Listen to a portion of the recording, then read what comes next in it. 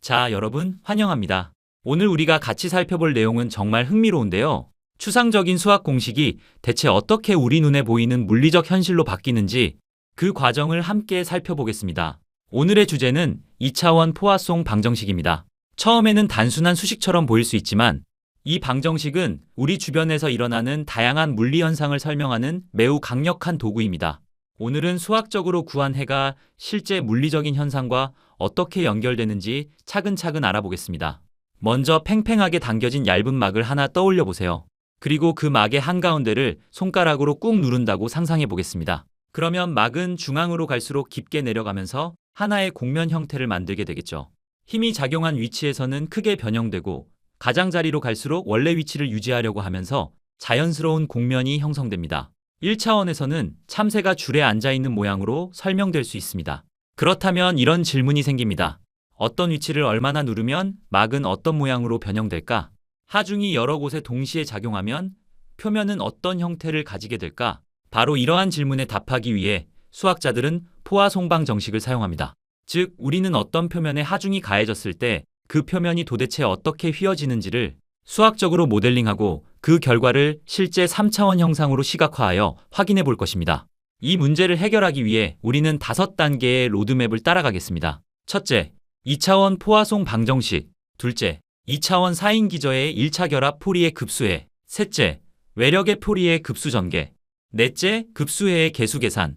그리고 마지막으로 집중 하중이 가해질 때 급수해의 시각화입니다. 자, 첫 번째로 2차원 포화송 방정식입니다. 먼저 영역을 설정해야 합니다.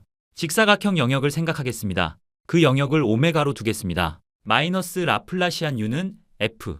이 방정식은 직사각형 영역 오메가 위의 모든 점에 대해 정의된 식입니다. 방정식의 생김새는 이상 야릇하게 보여도 뜻은 의외로 단순합니다. 외부에서 가해지는 힘인 하중의 일반적인 용어인 외력 F와 그 힘 때문에 구조물이 변형되는 정도인 U가 서로 어떻게 연결되어 있는지를 나타내는 방정식입니다. 그리고 경계 감마에서는 U가 0이라고 가정합니다. 즉, 막의 가장자리는 단단하게 고정되어 있어서 전혀 움직일 수 없다는 뜻입니다. 이 조건은 급수해를 만드는데 매우 중요한 역할을 하게 됩니다. 두 번째로 표리의 사인 기저로 넘어가 보겠습니다. 조금 전 막의 가장자리가 항상 0이라고 했죠. 그렇다면 양 끝에서 자연스럽게 0이 되는 함수는 무엇일까요? 바로 사인 함수입니다. 2차원이므로 변수가 다른 두 개의 사인 함수가 필요하죠. 포리의 급수해란 수많은 사인파를 겹치고 또 겹쳐서 만들어내는 해입니다. 이것은 항상 가능합니다. 그래서 포리의 급수이죠. 멋지죠? 여기서는 이중 무한합이 나타나는데 이유는 독립 변수가 두 개이기 때문입니다. 하중의 조건으로 개수 UMN을 찾으면 끝입니다. 세 번째로 이제 외력을 포리의 급수로 전개해 보겠습니다. 다시 말씀드리지만 우리가 다루는 대부분의 외력 함수는 포리의 급수로 표현할 수 있습니다. 따라서 외력 fx, y는 여러 개의 사인 기저 함수들의 합으로 나타낼 수 있고 그때 각 모드의 크기를 나타내는 값이 바로 포리의 개수 fmn입니다. 이 포리의 개수 fmn은 외력과 기저 함수를 곱한 뒤 영역 전체에서 이중적분하여 계산합니다. 처음 보면 이중적분과 이중급수 때문에 조금 복잡하게 보일 수 있습니다. 하지만 사실은 우리가 이미 알고 있는 1차원 포리의 급수를 2번 적용한 것과 같습니다. 예를 들어 y를 하나의 고정된 값으로 생각해 보겠습니다. 그러면 외력은 x에 대한 함수가 되고 각 사인 기저 함수 앞에 붙는 개수를 구하는 과정은 우리가 익숙한 1차원 포리의 급수와 완전히 동일합니다. 즉, 괄호 안에 있는 적분은 외력을 x방향으로 포리에 전개했을 때의 개수를 계산하는 과정이라고 볼 수 있습니다. 그리고 이렇게 얻어진 개수는 y에 대한 함수입니다. 이것을 y의 함수 gy라고 생각해 보세요.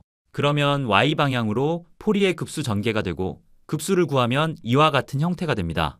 이것을 보기 좋게 정리하면 이와 같은 이중적분으로 표기됩니다. 결국 x방향 포리의 급수 전개를 한번, y방향 포리의 전개를 한번 수행한 결과가 바로 이중 포리의 급수이며 그 최종 개수가 바로 fmn이 됩니다. 그래서 결국 이 식은 완전히 새로운 계산법이 아니라 우리가 알고 있는 1차원 포리의 급수를 두 방향으로 확장한 것이라고 이해하시면 됩니다.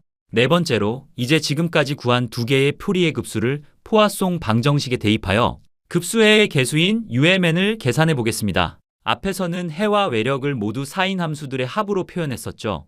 이제 그 해가 실제로 포화송 방정식을 만족하려면 각 계수가 어떤 값을 가져야 하는지를 알아내는 과정입니다. 먼저 급수해를 x와 y에 대하여 각각 2번 편미분해 보겠습니다. 4인 함수는 2번 미분하면 다시 자기 자신이 나타나고 앞에는 음의 제곱계수가 곱해집니다. 따라서 x방향 미분에서는 m에 해당하는 제곱계수가 y방향 미분에서는 n에 해당하는 제곱계수가 나타나게 됩니다. 이 결과를 원래 포화송 방정식에 대입하면 복잡해 보이던 편미분식들이 정리되면서 각 모드별로 매우 단순한 형태의 식이 만들어집니다. 이제 방금 얻은 결과와 앞에서 전개했던 외력의 포리에 급수를 비교해 보겠습니다. 여기서 중요한 점은 이등식이 모든 x와 y에 대하여 성립하는 항등식이라는 것입니다. 즉 왼쪽과 오른쪽이 항상 같으려면 같은 사인 함수에 대응하는 계수들도 반드시 같아야 합니다.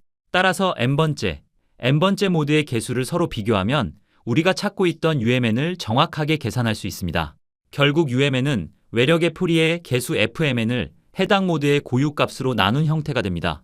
즉 외력이 어떤 모드를 얼마나 강하게 자극하느냐는 fmn이 결정하고 그 모드가 얼마나 변형되기 쉬운가는 분모에 있는 고유값이 결정하는 것입니다.